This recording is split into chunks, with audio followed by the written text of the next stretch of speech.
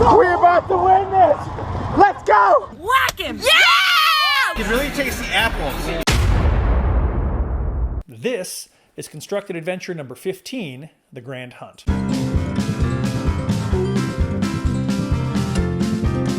I build treasure hunts for a living. I wanted to tell you about the first time I built a gigantic drunken treasure hunt bar crawl extravaganza for my birthday. If you stick around to the end, I will tell you what went terribly, terribly wrong. It started with an envelope that arrived basically on the desks of all my favorite coworkers. I mailed things out. I basically snuck wax-sealed envelopes with people's initials, calligraphed kind of on the front. Each envelope had a couple sheets of paper. The first one essentially said, "You're cordially invited to the day commemorating the birth of Chris Waters. I give you Constructed Adventure number 15, The Grand Hunt." The next essentially had kind of some cryptic messages or clues about like what the day was about. I didn't want to give anything away, but everybody knew what I was about at this point in time. I was doing this part-time as a job.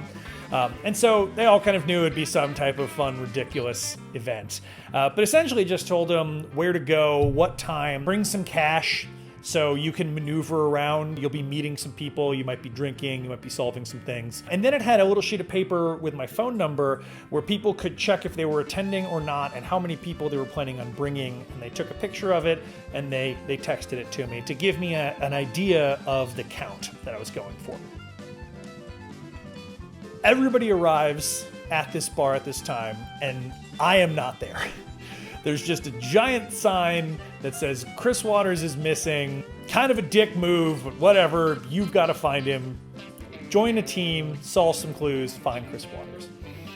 They then went through an assembly line to pick out a pin based on the role they wanted to play on their team. I'm a huge fan of this with big group games. I'll talk about it in a later video. But the different roles were, the broadcaster, which was like, Chris, and you're okay communicating with him. Basically is the one person on the team that would be talking back and forth with me if they got stuck or for other various purposes. There was the chronographer. You just like taking pictures and you are fine documenting photos and videos of this day. There was the code breaker. You want to solve some puzzles, break some ciphers, and crack some codes. There was the navigator, so Old Town Scottsdale up and down. So for the people that flew in, they're not going to be the navigator, right? And then there was the workhorse, and that was like, you're just here to get drunk and do stupid shit, you just want to go crazy. And so when there's something that makes somebody have to serenade a stranger, When I get that feeling of sexual healing, you're the one that's going to do it, right? You're the one drinking and making an idiot of themselves. This is a fun way to give people autonomy and kind of control over the success or failure of their team. And also, if somebody's the DD, they're not going to be the workhorse. So everybody picks out their roles. They form teams in just the most random way possible. I did have 3 of my best friends. I had somebody pull them up on kind of the stage. They had to pick out somebody from the crowd, and then they took a shot, and that person slapped him in the face as hard as they could. That's kind of like a how dare you be friends with me kind of thing. They also knew Old Town and knew me, and so they had a distinct advantage, and I felt like a one-shot handicap really helps, The pre-hunt slapping became kind of a huge thing in later iterations of the Grand Hunt, which if you like this, I'll talk about. So then, one member of every team comes up, and they get a map. And I actually have one left over. I have a couple. And so we'll pull it out and I'll show you what it was. So each map came with this.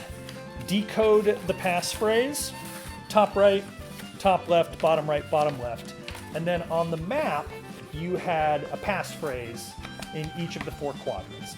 And so the idea was there was a bar in each quadrant, and then your team had to find the bar, and then at the bar was the way to decode the message.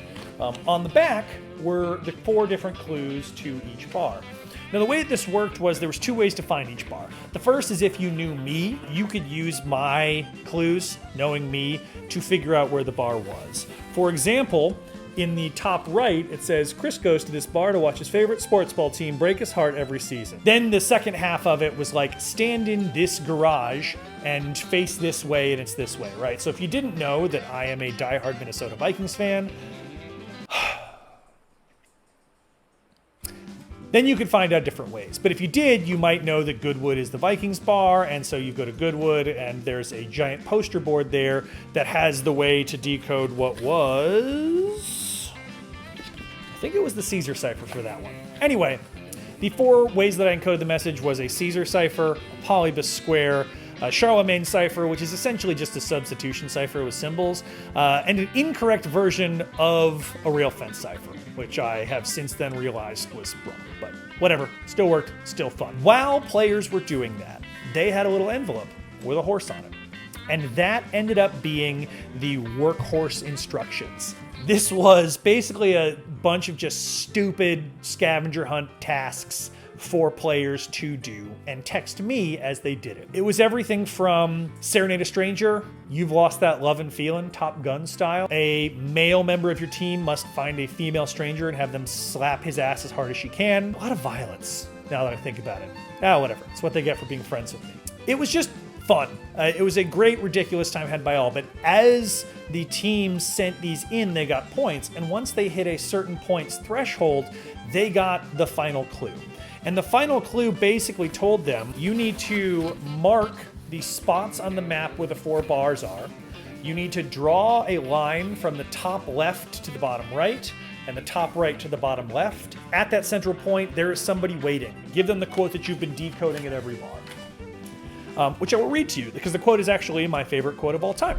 But once in each man's life at least, good luck knocks at his door, and wit to seize the flitting guest need never hunger more. But while the loitering idler waits, good luck beside his fire, the bold heart storms at fortune's gates and conquers its desire. Now, one thing I did was, this is a famous quote by, I believe, Lewis Bates. I actually changed some of the words. Instead of need never hunger more, I changed to would never hunger more, just as a way to make sure that somebody didn't get like one piece of it and then just brute force the rest, right? If they got to that central area and told the quote to the guy and it was wrong, they'd send them back to actually do it right. Or just make them wait until like a bunch of other teams passed, right? Because that's kind of obnoxious to go all the way back. They give the man at the center of the X the quote.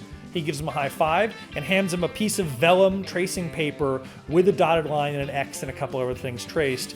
They put it on top of the map, and then it sent them to the final location where I was waiting. It was super fun. People had a really good time. People got really drunk. There is no, like, maybe there was, but there were very few things that actually made people have to drink. But like Saturday night in Old Town Scottsdale in February, it's like the best possible time. Really enjoyed it. It actually spawned 3 more grand hunts and now a digital grand hunt that we work on, which I'll tell you about if you enjoy this.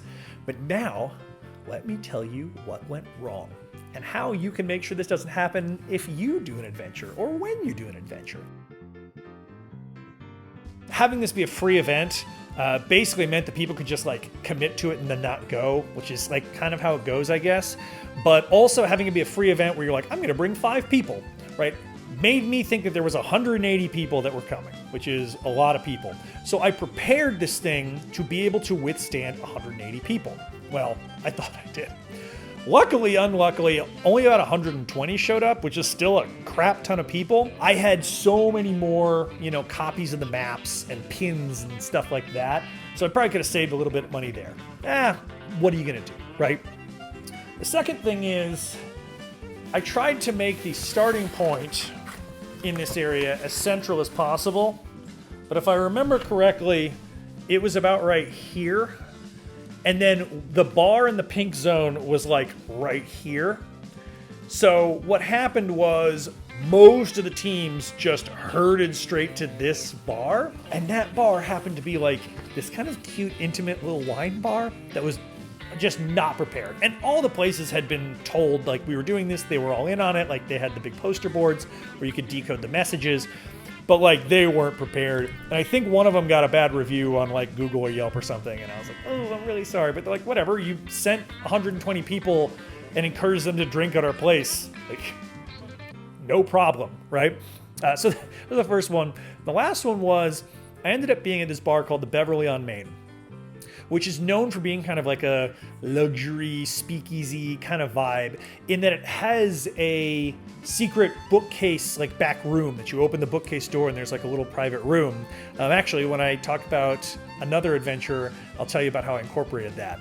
But there were friends of mine that like early on, they were kind of passing by it and they're like, I bet Chris is in there, because like, where else would he be? They just like waltz in the first 30 minutes, and I was like, wait, how did you find me? And they're like, yeah, we just came in. And I was like, you get back, like, go get out there and do this thing the right way, right? I was expecting a text from my gatekeeper who high-fived and gave the vellum paper and then let me know, hey, team's on their way. That was my ultimate thing. So the way that I fix that in the future, having an actual like bouncer at the door, right? Somebody keeping people from being able to come. I also have had times where you had to find like a car and the car drove you to the right place. So there are ways to do it, but I learned a lot of valuable lessons. If you're interested in having me come out and do some ridiculous, grandiose, drunken treasure hunt bar crawl extravaganza for you, for your birthday, or for something else, go to my website, reach out. I also consult on a lot of things. A lot of these videos are going to be recaps of the consultation adventures that I've helped consult with. I'm doing one right now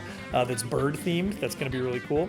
I hope you enjoyed this. I'm going to start to pepper these videos in along with my regular, just like, here's what a Caesar cipher is videos, just to give a little more entertainment value to this. And thank you so much.